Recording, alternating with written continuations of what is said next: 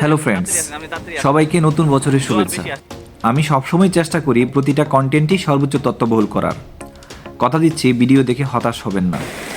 নতুন বছরে Saint Martin যেতে চাইলে এই ভিডিওটি আপনার জন্য। এই ভিডিওতে আলোচনা করব সেন্ট মার্টিন ভ্রমণে আপনার মোট কত খরচ হবে, কিভাবে ঘুরে দেখলে অল্প সময়ে পুরো সেন্ট মার্টিন ঘুরতে পারবেন, কোন পয়েন্টে চমৎকার সূর্যাস্ত দেখবেন এবং ছেড়া দ্বীপ ভ্রমণ করতে পারবেন কিনা ইত্যাদি। ইতিমধ্যে সেন্ট মার্টিন ভ্রমণ নিয়ে বেশ কয়েকটি বিস্তারিত ভ্রমণ অভিজ্ঞতা শেয়ার করেছি। ডেসক্রিপশন বক্স অথবা আই বাটন থেকে সেগুলো দেখে আসতে পারেন। ভিডিও ভালো লাগলে চ্যানেলটি সাবস্ক্রাইব করতে অনুরোধ থাকবে। প্রয়োজনীয় তথ্যের জন্য কমেন্টসও করতে পারেন। তাহলে চলুন অল্প কথায় জেনে আসি সেন্ট মার্টিন ভ্রমণের আপডেট সকল তথ্য।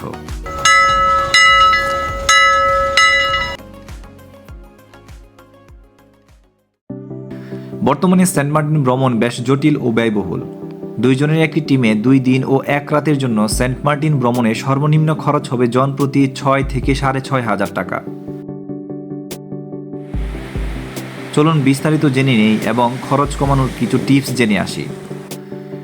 Dhaka to Cox's Bazar up and down ticket জন প্রতি খরচ হবে 2,000 টাকা। জাহাজের টিকিট সর্বনিম্ন খরচ পড়বে 2500 টাকা। হোটেল শেয়ার রুমে সর্বনিম্ন খরচ পড়বে জন প্রতি 750 টাকা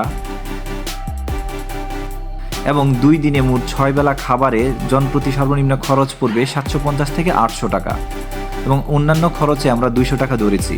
তাহলে সর্বনিম্ন খরচ দাঁড়ায় 6,250 থেকে 6,500 টাকা। ঢাকা থেকে সর্বনিম্ন 1,000 টাকা ভাড়া দিয়ে কক্সবাজার চলে আসবেন। কক্সবাজার বাস স্ট্যান্ড থেকে জনপ্রতি মাত্র 30 টাকা ভাড়া দিয়ে চলে যাবেন নুনিয়াছড়া ঘাটে। জাহাজ ছাড়ার সময়ের সাথে মিল রেখে অবশ্যই কক্সবাজার আসতে হবে। জানুয়ারি মাসে জাহাজের সম্পূর্ণ শিডিউল আপডেট হয়েছে। জানুয়ারি মাসে জাহাজের আপডেট সময়গুলো স্ক্রিনে দেখে নিন।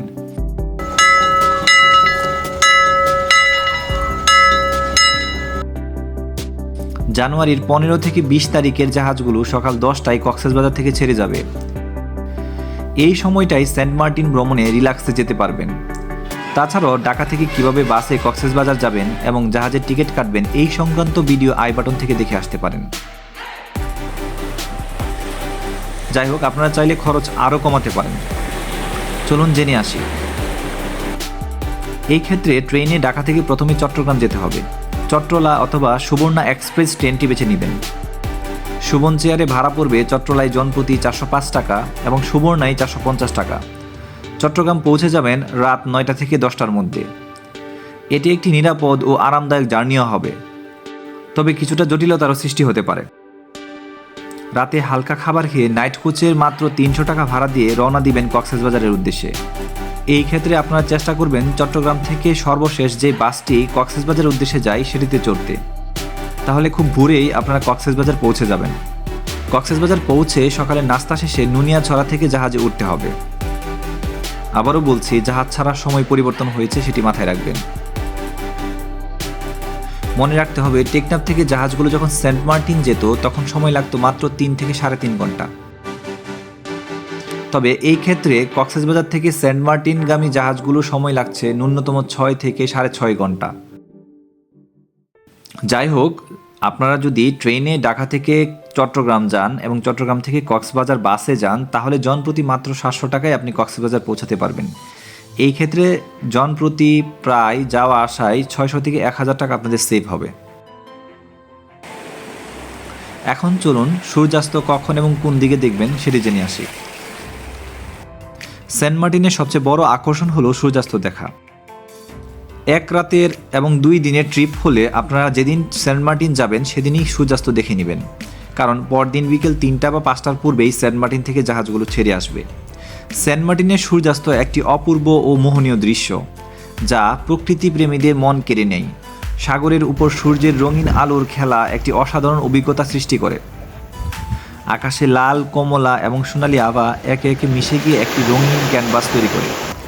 নরম ঢেউয়ের গর্জন, নারিকেল গাছের ছায়া আর দূরে দেখা যায় ছোট ছোট মাছ ধরার নৌকা, যা পুরো পরিবেশটিকে আরও বেশি আকর্ষণীয় করে তোলে। সূর্য যখন ধীরে ধীরে দিগন্তের কাছে মিলিয়ে যায় তখন সাগরের জলরাশিতে তার প্রতিফলন যেন একটি মায়াবী দৃশ্যের জন্ম দেয়। এই মুহূর্তগুলো সেন্ট মার্টিনের স্বর্গীয় সৌন্দর্যের একটি অসামান্য উদাহরণ, যা মানুষকে প্রকৃতির কাছে আরও নিবিড়ভাবে টেনে নেয়। সূর্যাস্তের এই সৌন্দর্য দেখতে হলে আপনাদেরকে যেতে হবে সেন্ট মার্টিনের পশ্চিম বিচে। ঠিক সূর্যাস্তের 30 মিনিট আগে সেখানে যাবেন।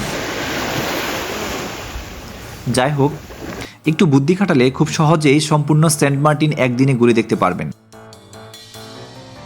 এই ক্ষেত্রে পরামর্শ হলো, প্রথম দিন সম্পূর্ণ উত্তর পাশ, উত্তর ও পশ্চিম পাশ, হুমায়ুন আহমেদের রিসোর্ট ঘুরে দেখবেন। বাটা থাকলে পায়ে হেঁটে দারুচিনির দ্বীপেও যেতে পারেন। ঘুরতে ঘুরতে ওই পাশটাতেই সূর্যাস্ত দেখতে পাবেন। এই পয়েন্টসগুলো সবই কাছাকাছি। দ্বিতীয় দিন খুব সকালে দক্ষিণ পাশে ঘুরতে বের হবেন। সুযোগ পেলে ছাড়াদ্বীপে অবশ্যই যাবেন। আমি পায়ে হেঁটে ছাড়াদ্বীপ ভ্রমণ করেছিলাম, যা ছিল সেরা অভিজ্ঞতা। চাইলে পায়ে হেঁটে অথবা সাইক্লিং করেও যেতে পারেন। পায়ে হেঁটে ছাড়াদ্বীপের কাছাকাছি যেতে পারলেও চমৎকার সব দৃশ্য দেখতে পারবেন।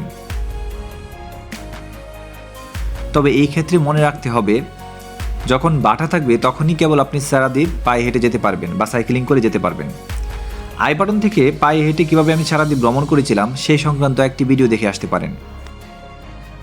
সেন্ট মার্টিনের শেষ সীমানার পরেও আরও 3টি চমৎকার দ্বীপ রয়েছে। এগুলো হলো নিজুম দ্বীপ, ছেড়া দ্বীপ এবং প্রবাল দ্বীপ। তবে সবচেয়ে অবাক করা তথ্য হলো, সেন্ট মার্টিন থেকে এখন ছেড়া দ্বীপ যেতে দিচ্ছে না। আপনারা চাইলে সেন্ট মার্টিনের সর্বশেষ সীমানা থেকে ছেড়া দ্বীপের সৌন্দর্য উপভোগ করতে পারেন। এই ক্ষেত্রে আপনাদের বাটার সময় যেতে হবে। যেতে পারবেন পায়ে হেঁটে, সাইক্লিং করে অথবা জনপ্রতি 200 টাকা ভাড়ায় অটোতে করে। পরিশেষে বলবো, সেন্ট মার্টিন থেকে জাহাজ ছেড়ে আসার 1 ঘন্টা আগেই আপনাদের ঘোরাঘুরি সম্পন্ন করবেন। মনে রাখতে হবে, জেটিঘাটে আপনাদের হাতে কিছু সময় নিয়ে ফিরতে হবে।